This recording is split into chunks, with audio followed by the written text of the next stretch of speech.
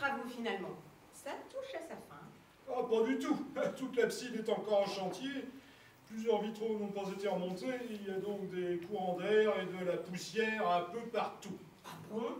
Bah, comment c'est possible un tel retard? Faire des travaux dans une église, c'est très compliqué.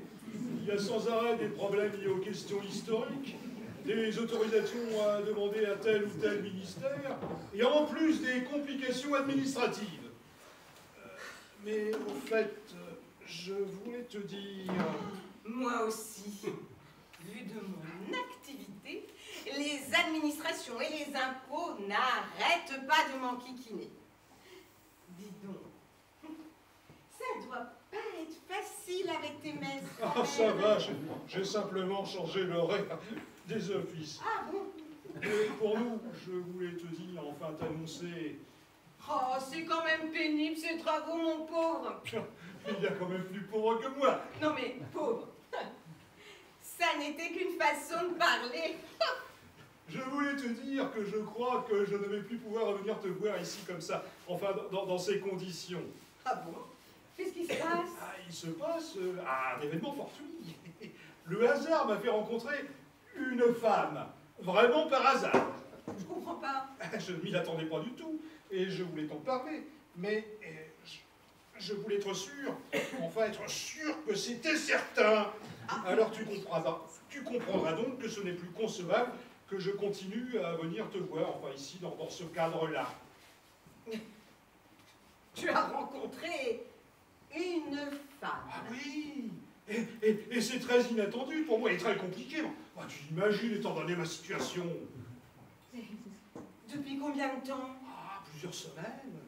Et là, j'ai des sentiments pour elle. Alors c'est devenu difficilement justifié que je continue à venir te voir ici. Difficilement justifié. Ah oui. Et vis-à-vis de qui? Vis-à-vis de cette nouvelle situation et de mes sentiments partagés pour cette femme. Dis donc, tout a l'air très facile pour toi, on dirait. J'ai envie de te dire que pour moi, ça n'est pas. Je comprends. Tu comprends? Oui. Et d'ailleurs, j'ai décidé de te proposer quelque chose. Un dédommagement pour tout le manque à gagner à cause de moi.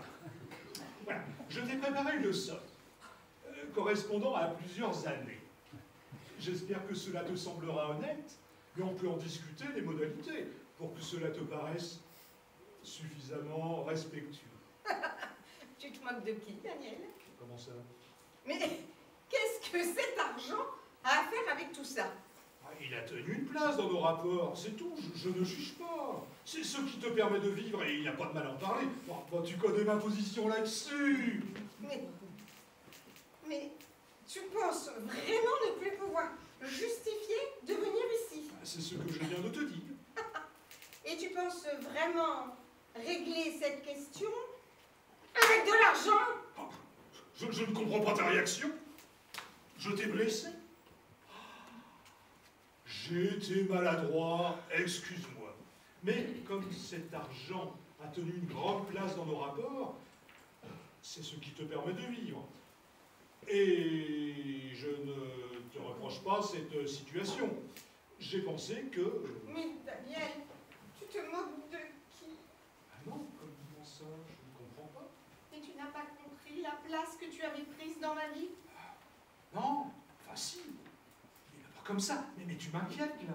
Mais comment as-tu interprété le fait que je cesse de te demander de me payer toutes ces dernières années? Ça m'a gêné. Et je te l'ai dit dès le début.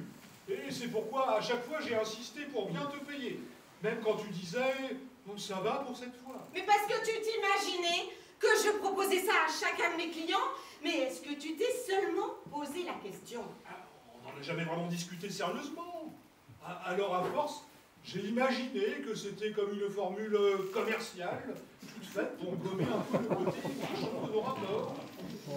Et après t'être imaginé ce qui n'était pas, voilà que tu viens me dire que tu l'as rencontré comme ça, et que pouf, après 8 ans, tu ne peux plus justifier de venir ici. Ah, moi j'ai dit ça, mais pas comme ça. Mais je suis qui? Moi, je suis qui? y a un horrible malentendu, on dirait. Et je ne suis pas une femme, un être humain, une créature de Dieu. Non, enfin si, c'est ça. Mais c'est quoi alors? Je n'ai jamais pensé que nos rapports étaient autant basés sur ce que tu dis. Mais qu'est-ce que je dis? Qu'ils seraient basés sur des sentiments. Ah oui, vraiment? En 8 ans, tu n'avais pas remarqué? Oh là là. Et voilà maintenant que tu viens me dire, les yeux dans les yeux, j'ai rencontré une femme, mais j'étais quoi pour toi pendant toutes ces années? J'étais quoi, moi? Un orifice! Je suis Marie-Joseph. Arrête de parler comme ça, tu te dénigres, toi et ton métier. Mon métier. Mais tu n'as pas vu qu'il se déployait quelque chose entre nous? Quand on parlait, quand on se caressait, tu n'as pas senti que j'aimais faire l'amour avec toi? Je suis désolé, Élise, je suis désolé. Je t'ai blessée, je t'ai rendue malheureuse. Je ne me suis rendu compte de rien. Je suis désolé, je suis coupable. C'est ma faute. Je suis désolé. Moi qui croyais que tu serais la plus belle relation de toute ma vie. Le seul homme stable que je pourrais connaître. Je suis désolé. Pour moi toute seule. Pour le fin de ma vie. Putain! Mais je raconter des histoires! Je suis trop bête! Je n'ai pas pensé que ton attachement était si important. J'ai pensé que c'était un attachement ordinaire. Mais pauvre type! Pauvre type! Ou bien j'ai cru ce qui m'arrangeait. Je suis désolé. Je ne sais plus. Mais moi, qu'est-ce que je vais devenir? Peut-être que je t'aimais, mais sans m'en rendre compte. Je suis désolé.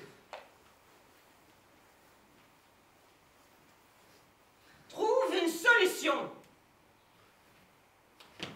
Écoute, Élise, je ne peux pas entretenir une vraie relation subitement avec 2 femmes en même temps dans ma vie. Même si au fond de moi, je pouvais avoir ce désir. Je l'avoue. Et ce possible est complètement impossible.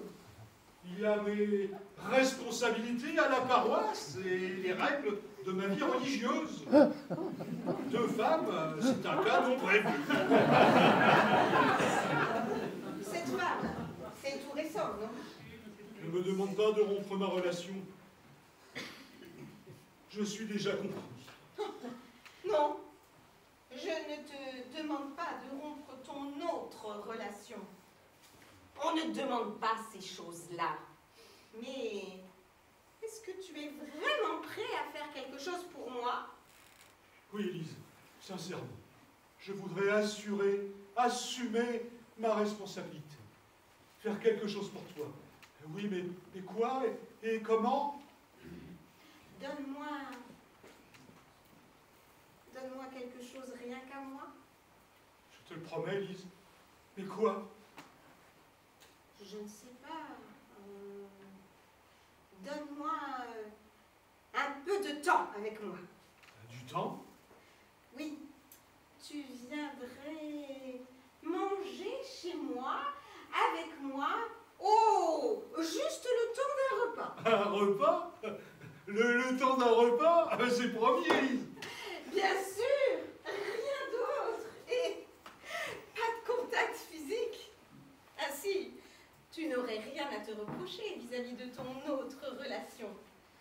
Ce serait juste un repas que j'aurais préparé pour toi. C'est promis, Élise. Chaque soir de la semaine. Chaque soir de la semaine. Tous les soirs de la semaine? Oui, jusqu'à 22 heures au moins. Mais tu auras toutes les vacances scolaires. Tu veux vraiment faire quelque chose pour moi? Et ben voilà, ça c'est un vrai dédommagement. Mais même avec les vacances, ça va pas être simple à mettre en place pour moi. Daniel, C'est juste partager le repas du soir avec moi comme Jésus avec ses apôtres. Juste du lundi au vendredi. Car tu auras tous tes week-ends de délire aussi.